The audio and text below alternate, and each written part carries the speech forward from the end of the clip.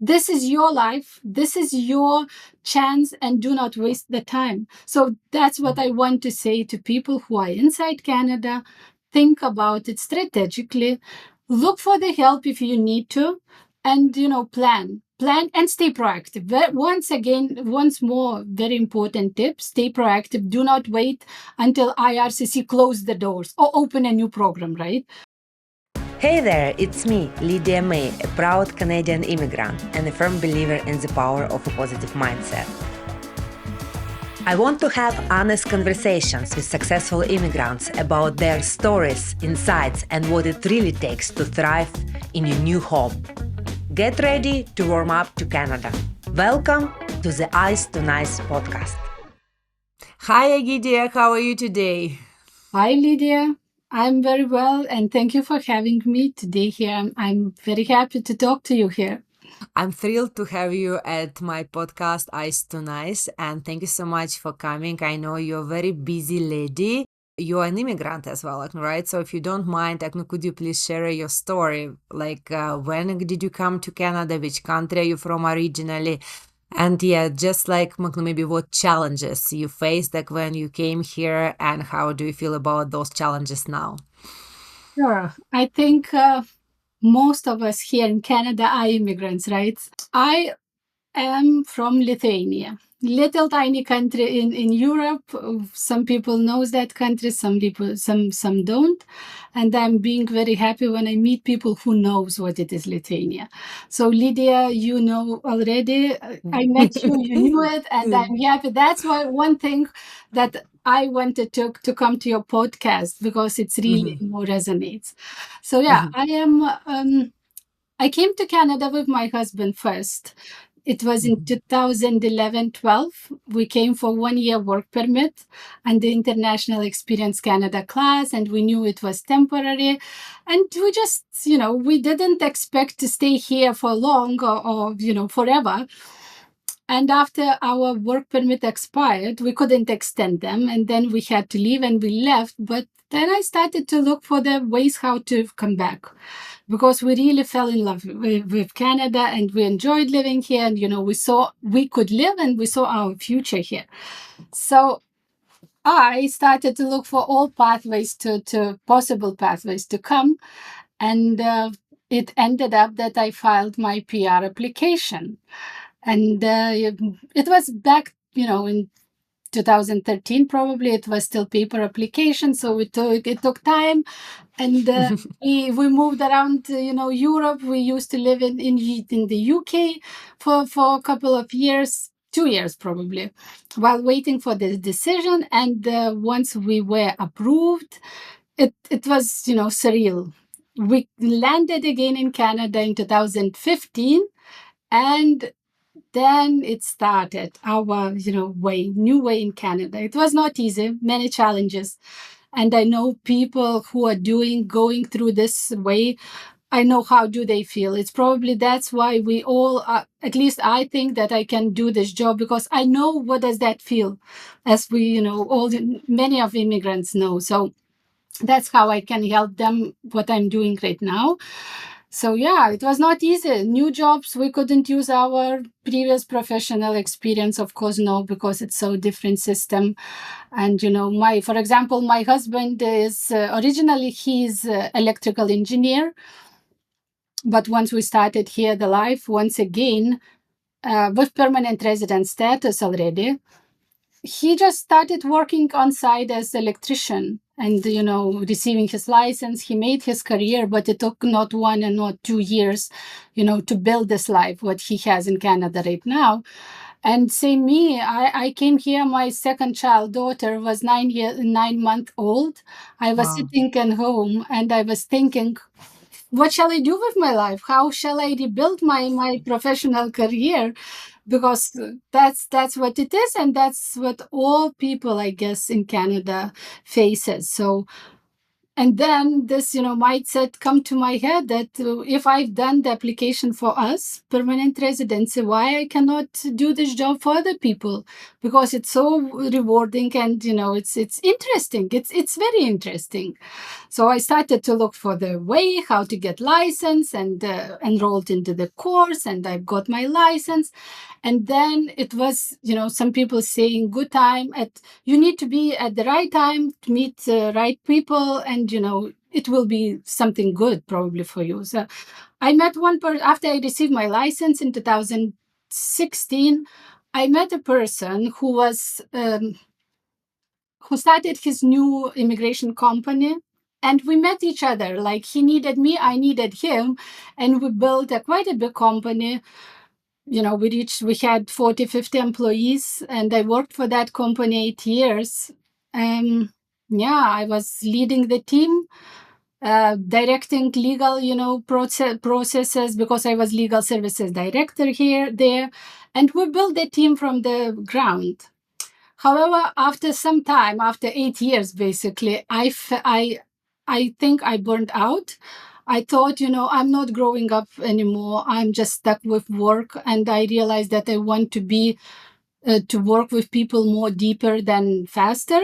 And last year, I made a decision, which was shocking to everybody, that I need to step away and start my own thing to do. And I launched my boutique immigration firm, which I pay more attention to my client. I went deeper with them. And I'm really lucky I made that decision. So I have my own company with my name on it, because previously I worked behind the scene. I didn't show up on social media anywhere. Right now I had to start from the beginning, once again from zero, right? So after 10 years in Canada, I started, once everything. I learned networking, I learned marketing, everything. And I feel that I'm in the right direction right now. I'm very happy because my clients are very happy. So this is my story. And I think it's a great story because, as an immigrant yourself, and as you said, you've done all of your documents when you were coming to Canada, you've done it yourself. Same was for me. I didn't go to any agency. I was like, okay, let me try to do it on my own. But I know that a lot of people, again, they are not comfortable doing things on their own, especially when it comes to such a serious step, right? And especially today, because I know that you hear on the news, it's changes all the time. And some of the people, even those who are already in Canada, they feel like, oh my God, for example, as you know, I'm from Russia originally, but I have a lot of Ukrainian friends, who came here in 2022. But then again, at first, I've heard that it was easy to stay. It was easy to get a PR status in Canada. But later on, it was no, they made changes, and then it became much harder. So, and that's why a lot of people today, I believe it doesn't matter if they're from Ukraine or from any other countries, those who are here with a temporary status. I think it's their dream actually to have a permanent status in Canada. And even some of my friends, they keep telling me, oh, let me wait, when we get my PR, then we will do this, we will do that. So even I find that people don't make a lot of plans. They don't want to buy a house, they don't want to fully settle down, because they feel but what if we are refused? And then we won't be able to stay in Canada. And that's why I really wanted to have you at my podcast, because even I've done my documents myself, but it was over 10 years ago.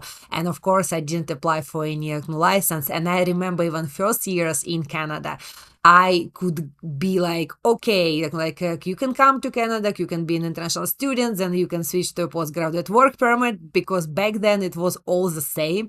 But now, I hear more and more, you cannot apply for a postgraduate work permit for specific programs and things like that.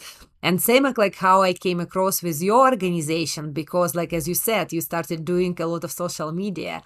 And what actually I loved about your post on LinkedIn, that yes, I feel this personal approach. Like it's not just for you, like at least that was my first impression, that people are not just a number for you, but something you like, something which is bigger, and you can help them to succeed in Canada. So, and of course, a lot of our listeners, I hope that they will get to their permanent residency road. But since you're an expert, and like I think like you even like, so again, you have your personal experience, then you worked for 8 years for an immigration company, and now you have your own company. And that's why I thought it would be so valuable for our listeners, like if you can share some kind of advice. I understand that our podcast, it's not 10 hours long, but maybe we can touch some specific things. So for those people who are in Canada already, and let's say like they are on a work permit or they are on a study permit, what are the ways today to stay in Canada and apply for a permanent status? So like what would be your thoughts? And since like we don't have a lot of time. Yes. So first of all, I want to say that you mentioned very important thing that, you didn't apply to any agency or, consultant. I didn't apply it, but I do not say that I've done it right, that it was my right decision. Yes, I saved money, but I spent so many hours. I spent more, many years before even thinking to find the right way to apply for. I wasted so many hours on doing research, reading requirements, policies, because updates are coming every day, especially these days. These updates drives crazy, not just me, but I guess every applicant inside Canada. And the rules are getting stricter and stricter. Unfortunately, people are getting stuck here right now who are in Canada. They are in limbo because long processing time. I mean, yes, you can this is for people who are listening this, you can definitely apply yourself, but if you have right guidance from the side, it could help you. It will help you, there are ways to save your time also. No, not the time, to save your money, but of course you will save your time, and you can avoid potential mistakes, delays for the future if you have professional guidance on the side. So this is one thing which I wanted to say. You can apply yourself. This is okay, totally okay. If you have time, you have knowledge, you can do it. What I do, I offer like application review sessions as well for those people who have time, who have done their research, who have gathered documents, do application themselves, like do it yourself, right? This of clients. But the trend among these clients becoming to have a review session. So they prepare the application, they book a 2-hour session, usually for PR, 1 hour for temporary residence application. And then I review those sessions. I give them my feedback. I look at the application. I say if there is something a mistake, I can guide them how to avoid them. This is how they gain confidence to submit their application. So they do not need to retain full service agreement and pay a couple of thousand for permanent residence, but they have can pay less if they have time and knowledge to prepare the application themselves. So this is becoming a trend. And I feel actually, I'm not against it at all. I think, every people can choose. So right now, when we speak, people inside Canada, of course, they need to stay. And the most common let's start maybe with these groups. First of all, I work with students, usually who are graduating, applying for PGWP or work permits if they cannot, not eligible, because as you said, PGWP is not for everybody, not for everyone who can, and even more restrictions are becoming recently. So yes, students. Then we have workers group who have work permit, either it's closed work permit or open work permit. There are many programs to apply for different kind of, under different programs. Again, every group has different requirements, different timings. And there are third group of people, temporary residents in Canada, who are as a visitor. And they are, most of them actually looking for the transition plan, how to change their status from visitor to permit, whether it is study permit or work permit. So these are the type of groups of clients which I'm working here inside Canada.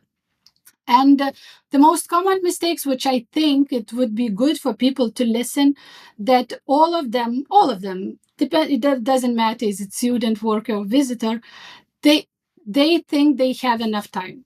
They just, they assume they are their time owners and they can do everything in 1 month or 2 months. But this is the biggest mistake, because from this, yeah, and I can echo that, because even like some of my Ukrainian friends, like they thought that, oh, they would have this chance to apply for permanent residency, like for 5 years or something. yeah, And then some of them actually now they regret that they shouldn't have, that they should have started doing it earlier, because now it's much, much harder than it was in the first year when the war started. Yeah. absolutely. This is the true, because I can mention a couple examples like PGWP holders. People, some of them they cannot apply right now. Some of they are getting delayed. It's only one time chance. If it's gone, it's gone. You cannot reapply for PGWP. Or let's say spousal open work permits for workers. This January, new rules came out. So many people who are inside Canada, they cannot extend work permits because also spousal open work permits, because there are new restrictions without any notice in advance from IRCC that we are going to change the requirements. And so many, I have people like cooks, for example, their spouses are not eligible to work anymore because their NOC doesn't fall in the list approved by IRCC. So yes, first mistake, do not wait. Do not assume you have time and live your life in Canada, enjoy life in Canada until you do not have plan. So yeah, apply in advance. Do not wait for so long, because later on you submit your. What is the consequence? You wait for long, then you applied late, then your application can be refused because documents are missing. It was, in rush, gather it and submit it. It is refused. Sometimes they need to leave Canada. They are lost. Can they reapply from outside Canada? Can they come back, re-enter Canada? What options do they have? And everything, this is like a circle, right? Everything starts from the beginning. Even though, so people, you need to have strategy for yourself. That's why what I'm focusing on. Strategy from day one inside Canada.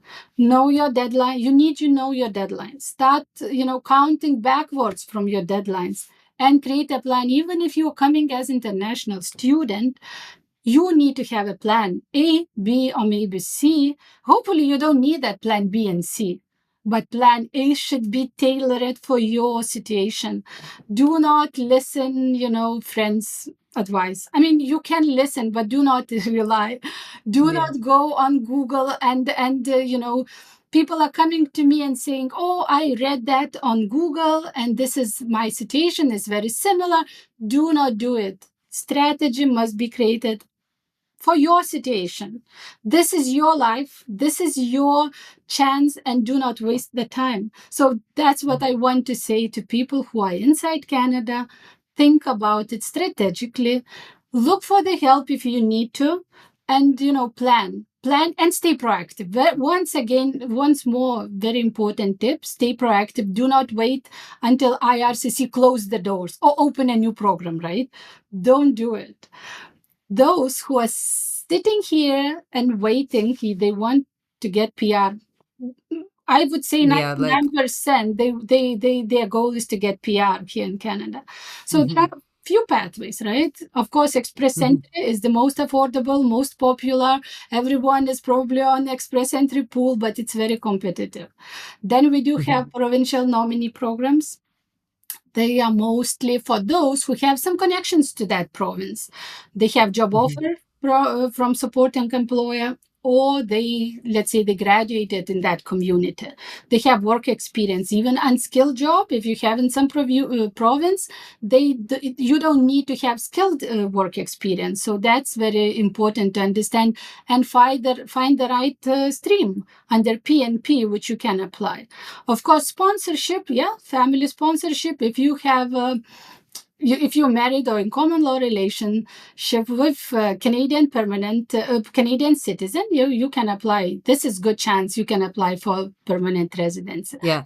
And sorry, just like to structure a little bit our talk, because I'm new to here as well after so many years. And so you mentioned like there are some specific groups, like, right? We started with postgraduate work permit.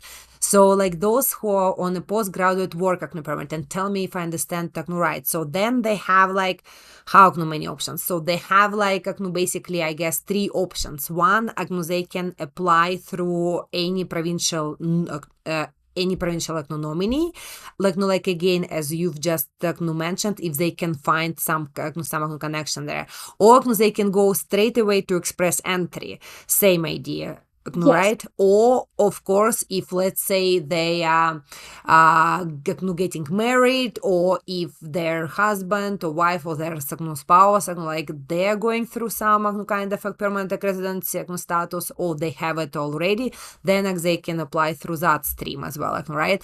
I'm curious though, like how, I guess, and that's where an immigration consultant comes in place, because you look at an application and you look at a person, you hear their stories, and you suggest them which pathway they should pick. And also I'm wondering, can you pick like 2 at the same time? Can you apply for, let's say, Alberta Provincial nominee and still apply for express entry, or it just one time like application or something? Yeah, that's very good topic, and this is where the strategy comes from, right? That's why I'm trying to focus the strategy, tailor it for specific client. There is no one fit for everybody. That's why I always meet with the person and I'm looking into their unique situation. That's what I call unique situation, because every case is so different. During 8-9 years, I've seen so many cases which are similar, but something comes up which is unique, and we need to adjust. We need to make it work for them, as per their situation. So yeah, for example, PGWP holder, they do have, right, their work permit 1 year or up to 3 years, right? They need to start this in on the very first day when they get that work permit, because it depends on what job they start doing, what job they're accepting, because they are open work permit. And if they have strategy that, yes, they want to do unskilled job and apply for that specific province where maybe they completed their, school, that could be a good strategy, because not all only skilled work experience counts. However, once as you mentioned, when I see client situation, I suggest them, I say them what could practically work for them, and I'm trying to be very honest and straightforward, not to give them any fluff suggestions. I advise that not I'm doing this, because it's better always to know the truth, that you are eligible and for this you are not eligible. That's how people do not waste their time on those programs which they could not even be eligible. So they focus how to improve the situation on what they can reach and what they need to do. So yeah, for as you said, PGWP holders, they cannot extend their work permit, but they can apply for PNP if they meet requirements. Usually, if they have job offer from employer who qualifies, they can submit for student stream. For example, ONP, they have student stream. So they can apply directly to this, but PNP program is 2 steps. So they need to be approved for provincial program and then apply for PR. At the same time, they can be in express entry pool, which is very, very important, and all people wants to be. But again, express entry pool is not for everybody. You can, for sure, you can apply, you can submit your profile. It doesn't cost you anything. If you do it yourself, you can do. But there is, it depends on your education, language skills, work experience, what what level is your CRS course, and those with the highest, they can get invitation. And yeah, you can apply for PNP express entry at the same time. At some point, if you would be invited to apply for PNP, for example, and express entry, at some point you would need to withdraw one of those applications, because but you can have, even for work permit, you can have 2 applications ongoing with IRCC. There is nothing wrong about it, but step by step, that's where we are coming to say that yes, you need to wait until withdraw this one, or you can withdraw right now because it's already done in this application. What else? PGWP holders, if they do not qualify for PNP or low CRS course in express entry, they can still find a job and apply for new work permit, LMA based, or if some of them qualify under free trade agreement with Canada, countries some have, so they can apply for LMA based exempt work permits. So they still get 1 year, 2 year work experience, and they gain more Canadian work experience, and that's how they build their PR application. Yeah. And they can gain more time, right? Yeah. So it will give them more time. And now when I was listening to you also, what I realized that in some way, even it doesn't matter if you have like much, and correct me if I'm wrong, if you have like postgraduate work permit, or if you have just a work permit, an open one, or if you have like a closed one through LMIA. So the most important thing still to have the knowledge of all of the programs and understand like what qualities you have already and what qualities you need to get in order to apply for any of the programs. So, and I think in some way, as we both agree, like everybody can do it on their own, but then they have to do a lot of homework. They have to have like the good level of English, go to a Provincial Nominee website, look at every stream, get the knowledge from there, right? Same with express entry, same with LMIA, if somebody like their work permit is about to expire, right? So then they have to have exact knowledge, and if they don't have exact knowledge, then they come to you for the strategy, because you have the knowledge, right? And you are helping them. But for example, I didn't know that about postgraduate work permit, that when if it's about to expire, then still like you can try to switch and find like a different work permit, like same as you said with LMIA or trade agreements, right? Like so. But do you think there are even more programs which people can qualify, but again, do not wait for last minute, because those LMA take so long time to get. Employers need, to do some job. And it's not like, 1 week I found the employer, found the job offer, and another week I can apply for work permit. It's very rare, cases when it happened like this. So, yeah. Mm-hmm. And just like, and I understand that we don't have a lot of time, but still I'm trying to get the most like from this conversation as well. I know that a lot of people, they are looking for LMIA. And my experience, and maybe I'm biased, I always tell like some of my relatives, they want to come like from Russia here and become a truck driver and get LMIA work permit. I always tell them that maybe I'm biased about it, but I feel like if it's a closed work permit, then unfortunately it might create some issues, because we see it on the news, right? Like when an employer is in hold of your visa, then some bad apples, like we have them in Canada, right? Like then it can be a little bit risky in that way. But like, so what's your opinion on that? So with LMIA, like I know you. Yeah, I am very positive about LMA, because when I worked for another company, our like base, we focused on work permit with LMA from outside Canada, and there is nothing wrong about it. If people who wants to do it, of course, first of all, they need to find a job. And it's very challenging.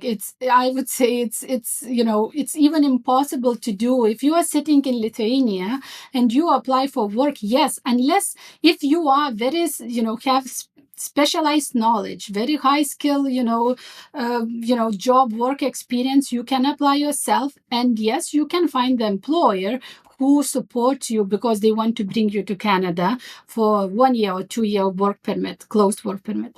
However, those who are more, NOCs or those occupations which are mostly required in Canada, but so many local people can be, find their job here and start working. So some people going to recruitment agencies.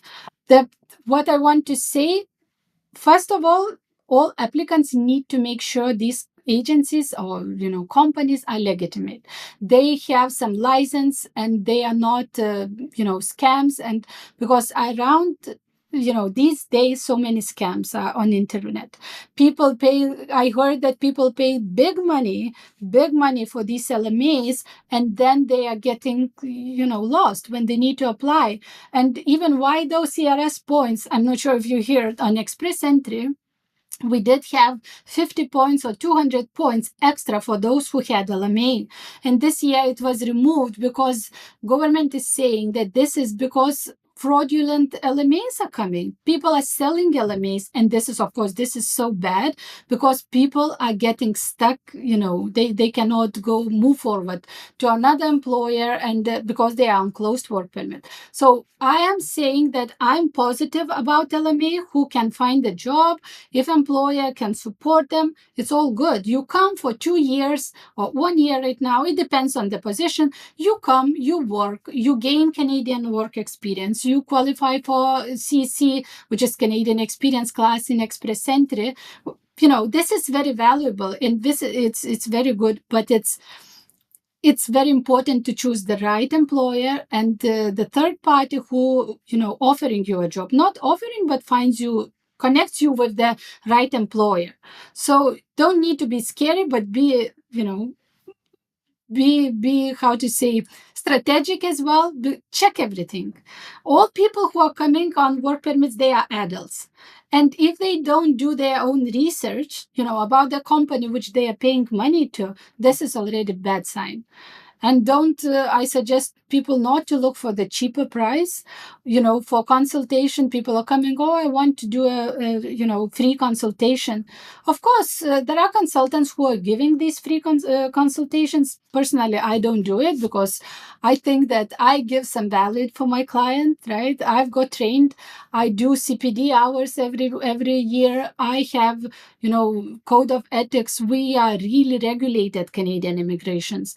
And I earned, that license, not because I read something on Google, like other people can do, right? So I think that everybody needs to do their job. If you need plumber, you call plumber. If you need immigration consultant, you find the regulated professional who has credentials to suggest you give legal advice, and do it. If you need to find a job, you can find a job by using recruitment companies, but make sure they are, legally regulated and then can give you that opportunity.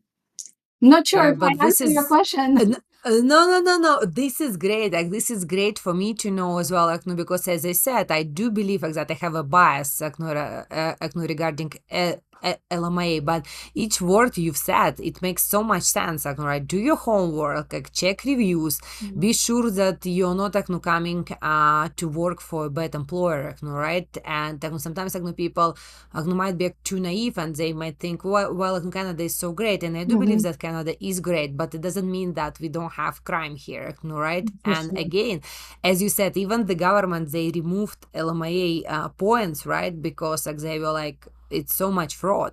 So, and that's why actually it makes a lot of sense. And that's why I wanted your piece of advice, because I didn't know about that.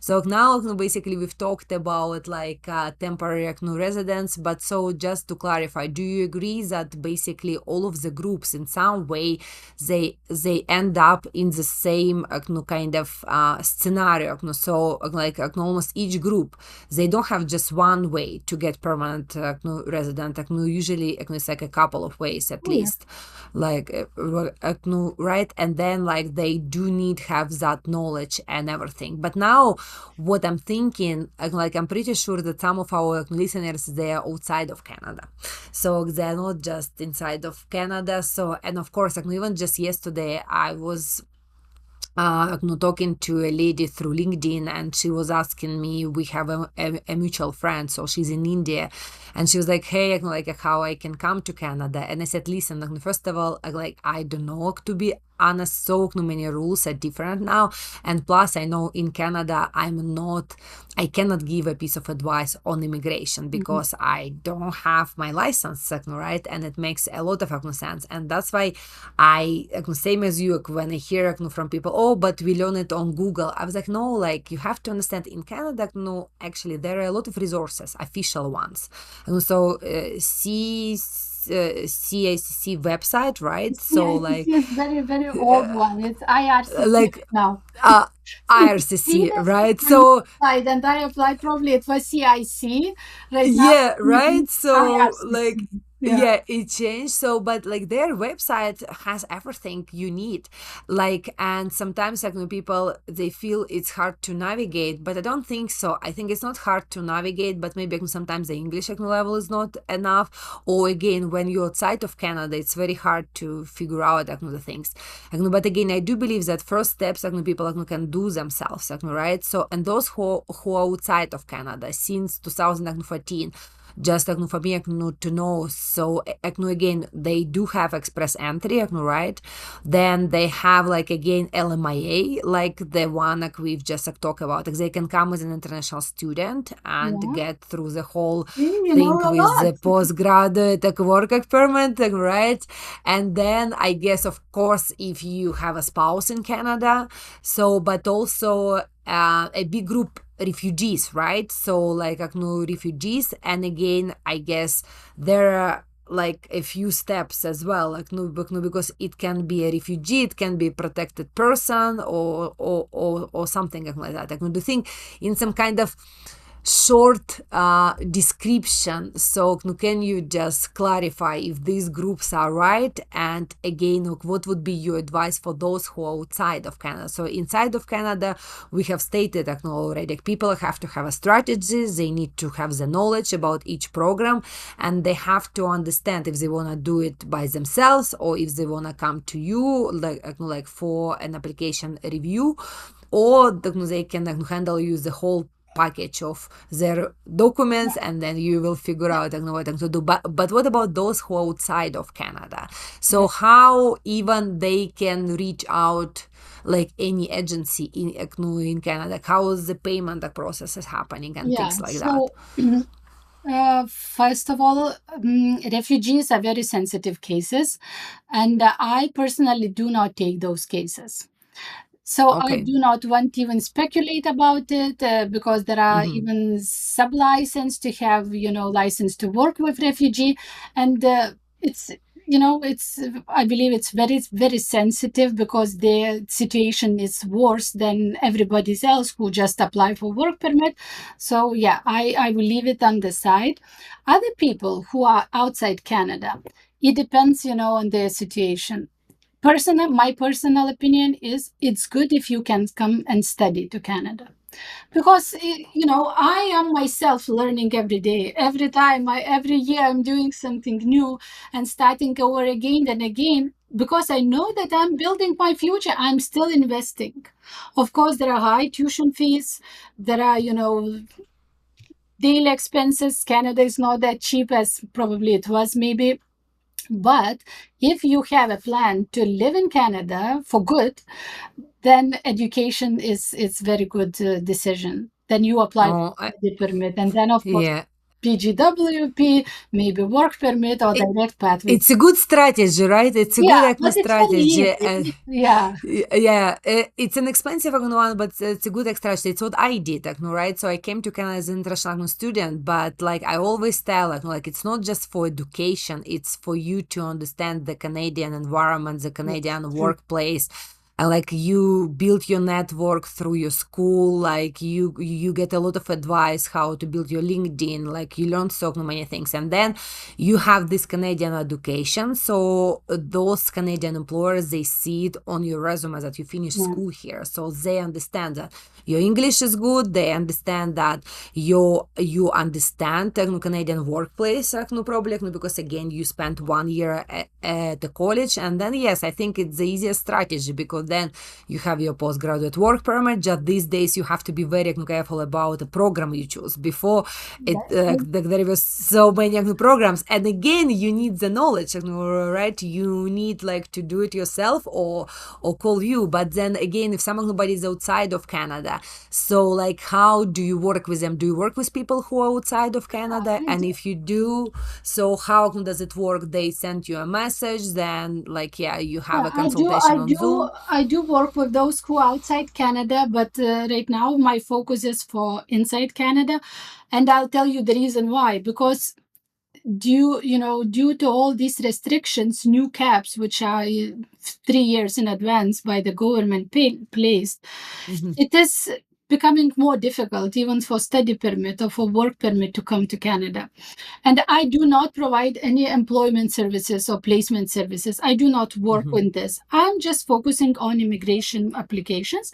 That's why I cannot help. People are coming daily asking, can you get me a job? I say no, because once they have a job offer, if they have, then I'm very happy to help them to prepare the application from outside Canada, to prepare, to review, doesn't matter, to suggest, to advise, to guide them.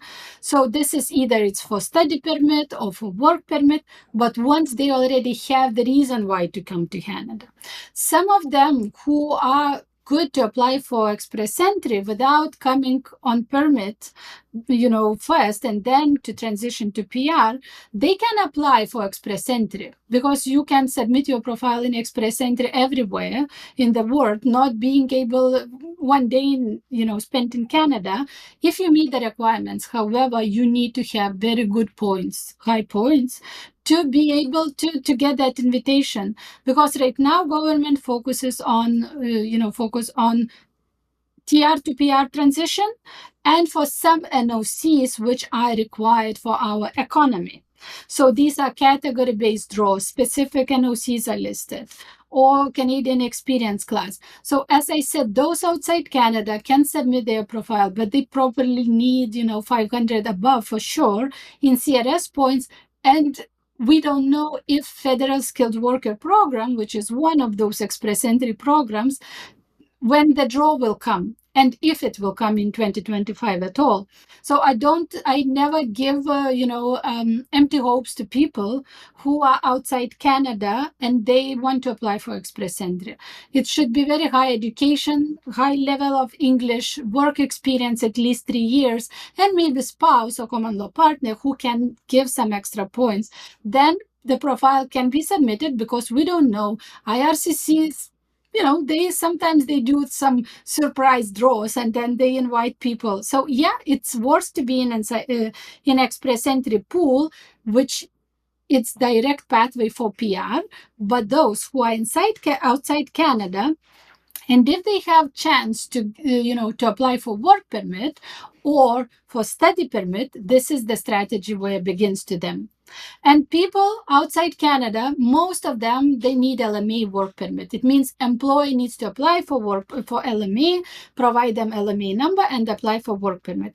But there are, as I mentioned, free trades agreement, which countries they do have. For example, with the UK or with Mexico or with the US, people do they are LMA exempt, and if they meet the specific program requirements, they can apply through those like LMA exempt work permits. And of course, I want to mention very important, Francophone. They have all priorities right now inside Canada, and people are getting angry. Some of them are getting surprised. Some of them, happy, sad, so many opinions. Because if these days, if you can speak in English, you understand, French, you understand, speak, right? You can take French language test results, get it? Then, you have priority. You have work permit possibility to apply without LMIA. You can have express entry draw for Francophones with lower points. I mean, so many advantages if you are Duolingo or only one, French-speaking person. So, of course, there are not enough time to speak all about to mention these programs, but yeah, I would. But I think like, yeah, we've touched like a lot of topics, and like what I'm thinking even now. So maybe for our listeners, like they can send us some questions, like they can comment and say like what else like they would like to discuss, right? Because I do believe that like you're so experienced again after 8 years working for an immigration firm, and now you have had your own company for almost 1 year, and like I've never met you in person, but we've met online a couple of times, and now I feel like so you deeply care like about your clients, and like I can feel that you have the knowledge and you deeply care, and I think this is a recipe for success. But what I wanted to ask you, maybe like your final words, because we did discuss the main mistakes all immigrants in Canada are making, but like all the majority of them are making. But what about like would be your final advice, like for people who are struggling today, they don't know what their future holds for them in Canada, or they're still outside of Canada and they're thinking like how they can come to Canada and things like that. Like what would be your final thought? Yeah, my final, thought, advice, tip, or from my like friend to friend, I would tell them, don't give up. Don't give up, and find a way. Because if you really want it, you can get it most of the time. Of course, it's sometimes it's not possible, but if you really want, first of all, focus on the understanding which program suits you best, where you need to improve yourself. For example, language test results, right? It's only on every person's control. They need to put all their efforts and do it. Try to get understanding, knowledge, improve skills, and do it. And if whether you are a student, worker, or somebody who are trying to figure out everything, what is happening, how to reach your goal, do it, but maybe you should not go it on your own. Ask for help, because there are so many people, professional people who has license, because so many illegally who are working in this, and go, like we call, ghost consultants. Just get advice from someone who can guide you in this complex immigration system, because it's not easy. So that would be and don't wait for the last minute. This is where we started this from. Do Yeah, like everything don't. from day one. Yeah, awesome. And thank you so much for coming to my podcast today. And if you don't mind, I will invite you again. I'll collect some comments and see what people want to know, and we can discuss even more. But for now, I wish you a lot of success with your new endorsement. Well, it's not new.